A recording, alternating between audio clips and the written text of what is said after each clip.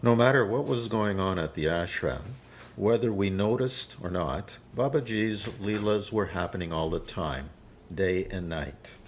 Radhe Shyam describes an unusual encounter from June of 1970 in his biography of Babaji. Two persons met Babaji in the village. Together, they talked to him for a few minutes and then walked on. Later, telling someone else about their meeting with Babaji, describing him to someone, they discovered that one man had seen Babaji as an old man with a long white beard. The other had seen him as a young man with no facial hair at all. Another experience was more objectively confirmed through the lens of a camera. An Italian devotee took 4 pictures, separately, of Babaji standing with 4 different men, ranging in height from 5'8" to 6 feet. In each photo, Babaji appears to be the same height as the person he stood with. Babaji once said, "You can't dream about me. Only it is I who come to you in your dream." Soon after I heard about Babaji and was on my way to Haidakhan, I wrote a letter asking for permission, which was kind of required. And I was working in a building in Seattle, and I still have such a clear memory of going down to the lobby, dropping my letter in the mailbox. And the next morning, waking up, I had a vision of Baba dancing in the cosmos. It was the most extraordinary, joyful, accepting kind of dream I have ever had. And so I took that as a reply to my letter, quicker than airmail. And then when I got to India, I went on a trip down to Bombay from Delhi with Baba. And the first night in the sleeping compartment, he came to me in a dream, and one of the things that he would do in a dream is he'd get right into your face. And he asked me what I wanted, what I was doing there. And it was the harsh part of Baba. He wasn't. His face was very, very severe, and I was pretty scared actually. And I kind of ripped off an answer, and next morning I thought it was a pretty good answer. And so he stopped appearing in my dreams. Then he started again when we were back at Haidakhan for Navaratri, and it was a rainy night, and I had never experienced wet, smelly people singing kirtan at 2 o'clock in the morning. I mean, it really shreds your sense of not only dignity and well-being, but just tolerance. I storm out of the kirtan hall, fall in the rain on my butt. Just really, really wondering what I'm doing in this strange place with this teacher. That night I have a dream, and I say, "Get out of my dream. Get out of my dream." And he did. The next morning, I appear in the darshan line, and he looks around and says, "You out! Get out!" I pack my bags. He sent somebody to my room with me to pack my bags. And that happened time and again, I have to say. I was probably sent away from Haidakhan as much as anybody. The matrix that he wove or unwove was really something I don't understand at all. At all. All I know is that you never knew what was going to happen next from second to second. And, you know, 1 minute everything was really cool and really, and then the next second, like that. And the only handle I could get on it was okay to be blissed, it was okay to be working on stuff. And by the way, he called Haidakhan the Bhole Baba Psychological Hospital. And really, folks, if you think, you know, it was a picnic in a rose garden, forget it. It was hell. It was really hell. It was hard. It was very tough because he knew exactly where you were at, and he did things to you that would bring you right up, and you had to deal with it. And Radhesham coined the phrase, grow or go. Quickly. Get it or leave. And that's really where it was at. So it was both. And the only handle that I could get on being with all of it and what he was doing, at least with me personally, was it was okay to be blissed out, and it was okay to be working on the stuff. But as soon as you lost your sense of immediate awareness and alertness, it was fine to have a sense of humor. It was fine to laugh. But if it took you to the point of going unconscious, you got the axe. Also on the other extreme, if you got so buried in your stuff that you couldn't be in the moment also, you got the axe. In the midst of trying to hold on to that very tenuous little thread of inner balance was the most bizarre psychedelic movie you could ever, I mean, Fellini, not even close.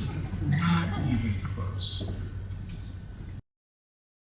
Then I started getting very, very sick, and I started vomiting.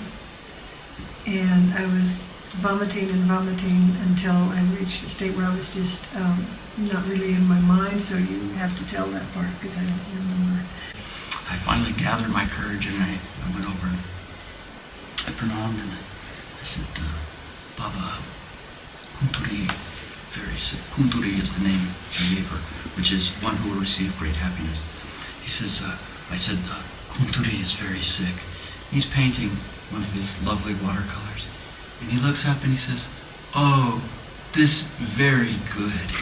And I said, I don't think you understand. She's sick as a dog. She's really sick. And he goes, when the Baba sounds, and this woman stands up, she says, come with me. I have the medicine that Baba made 2 days ago for her. And I said, he made the medicine 2 days ago? Yes. So I have to go with this woman, and I thanked him. And it's this red vial of stuff, 3 drops in a large glass. And I walk into the room, and she's she's still contracted. Drinks this whole glass of water. The dry heaves stop. Everything stops. And then up came this necrotic-looking thing.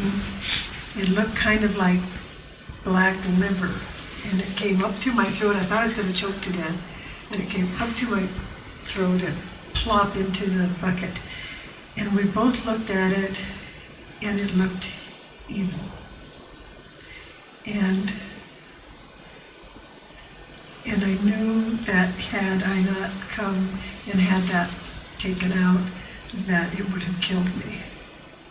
And I came later to understand it was my anger. So I went down to the water and waded out with my sari on. And I got out there and I suddenly realized that I had been exorcised and that there I was having anger come back up again, and I was in conflict. And I realized that this was, suddenly I really fully, profoundly realized that I was standing in sacred water, on sacred ground, the entire place was sacred, and that I could not remain in this sacred place and have angry thoughts. And that I either had to give it all up or leave. And I really, truly stood there for, 5 or 10 minutes, and in this conflict about, well, I deserve my anger, well, I have a right to be angry, well, I was going through all my justification for my anger, and until I just got sick of it, and suddenly I thought, forget this. And I just let go and dropped down into the water. When I came up, it was a rebirth. It was like baptism, and I was reborn, and I looked up, and Babaji was sitting at the temple laughing. And he said, come up. So I got dried off, and I went up to the temple, and I pranamed, and this time for the first time in my life with absolute devotion and surrender. And I was in a sari with a bald head, and I thought that to serve him, to thank him, that I would be like that the rest of my life. If he wanted me to stay at the temple, I would have stayed. And so I said, Baba, how can I serve you? And he said, go home and be happy. Talk about the participants not knowing the joke. I had this title that Babaji continually called me by, which was Chief Justice. And my ego is as good as anybody else's, so I kind of, it was a good thing, Mr. Chief Justice. And then finally it dawned on me that what he was doing to me was telling me how judgmental I was as a person. And I certainly achieved the status of being more judgmental than most people. But he would come out of his mandir at night. On the way to Arti, we would greet him, and he would kind of reach up and tickle my chin and say, "Mr. Chief Justice."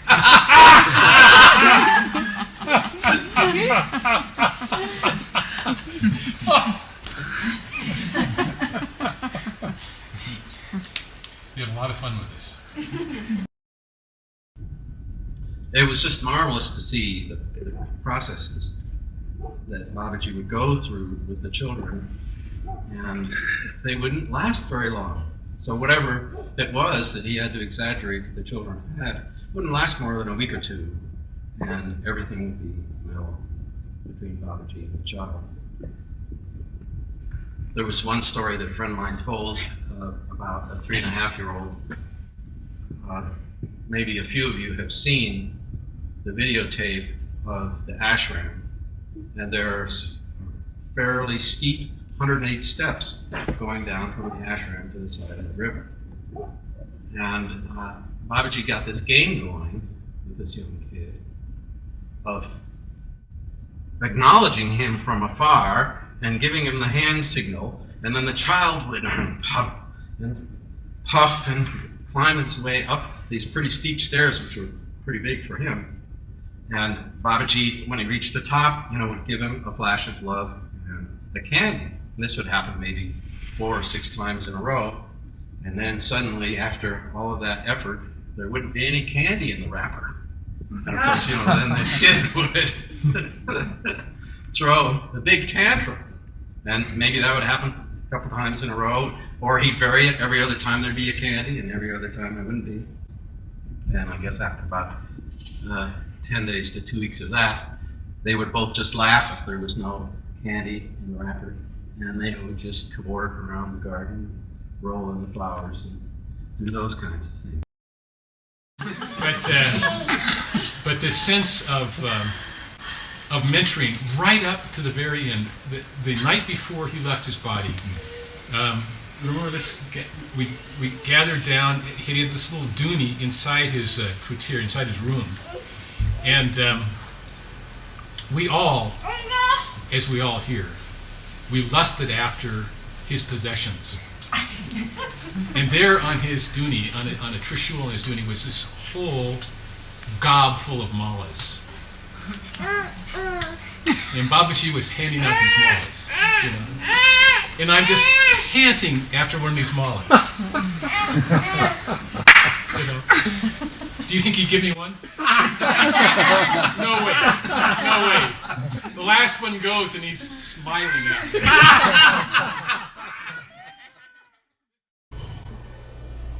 I answered the phone one time at the ashram. I think this was the summer of '98. And there was a man calling from New Jersey. And he said he saw our shop catalog in the library. And he said he opened it up and he's telling me, I recognize the photo of the man inside. And I said, what do you mean you recognize him? And he said, he's the one who's been sitting at the foot of my bed every night for the past 4 nights.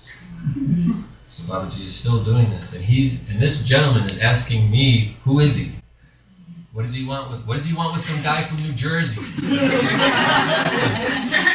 I said, I don't know. Ask him next time you get him. He said, well, he's just smiling at me like he's gonna play some kind of joke on me. I said, yeah, that's Babaji.